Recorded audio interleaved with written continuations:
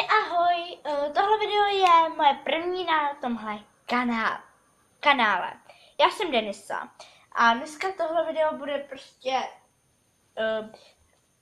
několik věcí, co si vzít do školy a nějaký rady. Začínáme. Takže začínáme. Já si to položím jako sem. Promiňte fakt za kvalitu, že já se jdu připravit. Jako první, co byste si měli vzít, nějaký hezký polštářek, třeba jako tenhle, který je fakt hezký, a třeba když půjdete na koberec, tak si tam prostě jako lehnete, jako můžete ležet a můžete usnout, tak jako státe. A druhá věc, hlavně si vzít nějak takhle velký boxík, a než si vezmete nějak takhle malý boxík, protože v tomhle malém boxíku se vám jenom vejde nějaký bagety a nějaká třeba houska. Wow, nebo samý sladkosti. Ale tenhle boxík je fakt super, protože když to otevřete, to nedělá moc, to je mojí ségry právě. Máte tam tohle.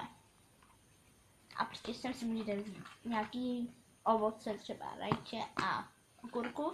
Rajče fakt nesnáším. Nebo když nebudete chtít tohle, tak to můžete takhle vyndat, prostě zahodit.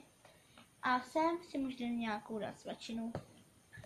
Doporučuji nějakou fakt velkou, kterou můžete ještě jíst o hodině. Plus to. A nebo když se vám to nebude líbit, tak sem i tenhle boxík a i tenhle. A nebo můžete udělat to, že toto,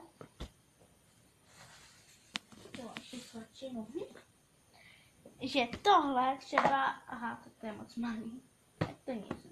Takže tohle dáte sem takhle, prostě, zase, to takhle zavřete a sem si dáte fakt hodně svačin, sakra, fakt velkou svačinu, takového malého.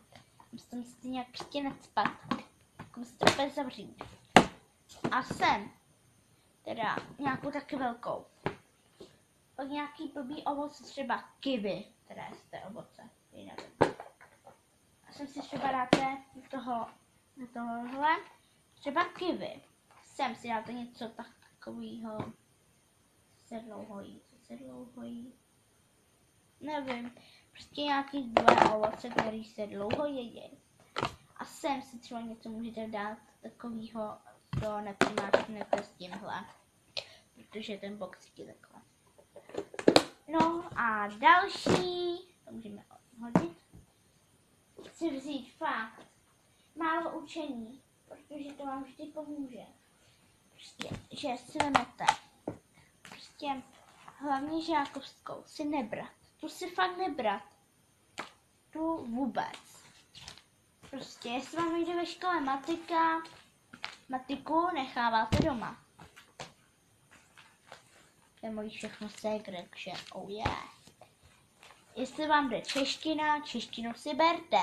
Jestli vám nejde čeština, češtinu si neberte a berte si matiku. Jestli vám nejde ani jedno, neberte si vůbec nic. Jestli vám nejde ajina, nebrát si ajinu.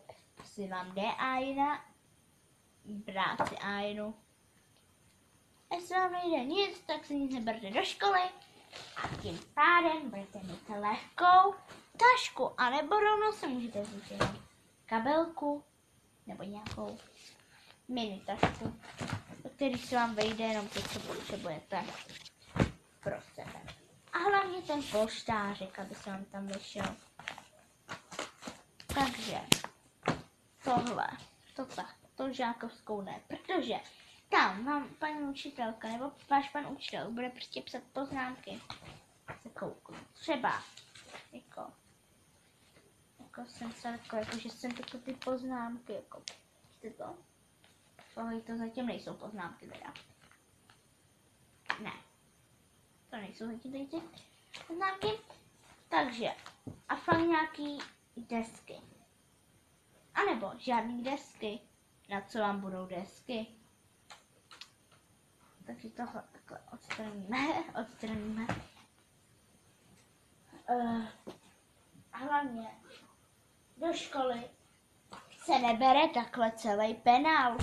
Prostě vemete si nějakou dobrou propisku, která se vám líbí. Třeba mi se líbí proto modrá. Takhle modrá, nevím, jestli to jde dobře vidět. A pak hlavně na gumování si musíte vzít tuto nějakou velkou gumu, která fakt dobře gumuje. A nějakou tušku, třeba tohle smajlíkovou. A ne žádnou kvůli paní učitelce. A nějaký pravítko, abyste mohli s čím třeba měřit o matice. Wow! A tohle, takhle no. A třeba, když se vám ta tuška prostě divně, bude už divná, máme to ořezko, tak a takhle může jít do školy. A to budeme mít toto, takhle, pravítko, gumu, propisku, ořezko a tušku. Jsou to jenom 5 věcí, které jsou fakt lehký. A další, co je, si vzít fakt velký pití a ne takhle míry, prostě to mít fakt velký pití do školy. Prostě počkat. Nenajdu, no. Wow. Že já fakt velký pití nemám. Že si fakt nebrat mini pití. Tohle už první hodinu budete mít jenom. Takhle plný to budete mít až sem. Protože když hodně pijete, si fakt musíte brát velkou flašku.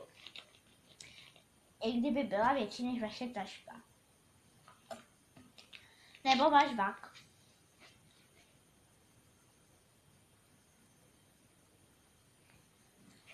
No. Takže tohle by bylo snad vše. Já si snad myslím, že jste to vzali jako ze srandy, protože tohle fakt se vám nebude hodit do školy. Samozřejmě potřebujete celý penál, všechny učiva a hlavně žákovskou. Na jedničky nebo na 5, to nevadí. Poštářek si můžete vzít.